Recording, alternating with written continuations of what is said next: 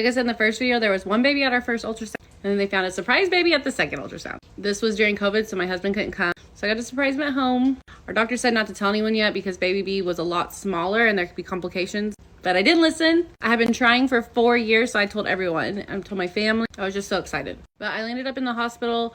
I had a blood clot that they called a really long word, and that put me in the hospital 3 times until I was stuck there. We were still working on our house, but we decided to go ahead and do our gender reveal. We surprised my sister-in-law and let her pop the first balloon. As you can tell, she was super stoked.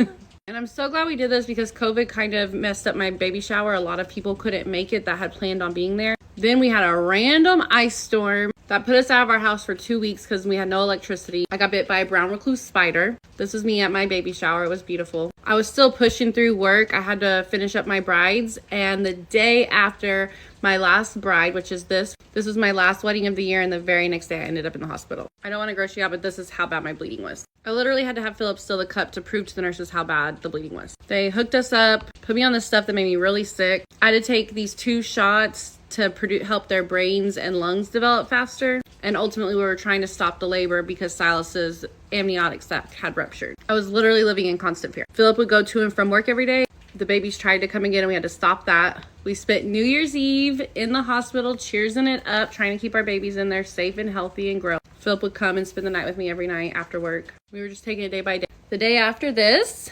we went into labor. So after 3 weeks in the hospital, I had a literal blood clot the size of my fist come out, and they said we gotta take them out at this point. Labor was happening. There was no stopping at this point. I was so scared. But at this point, it was safer for me and the babies to go ahead and have them. My doctor said once they got on the table and gave me the spinal block, I started bleeding out. And this is how little they were. That's Bishop. And then right here is Silas. He was so tiny you couldn't even see him. But after that, they take the babies away, take me back up.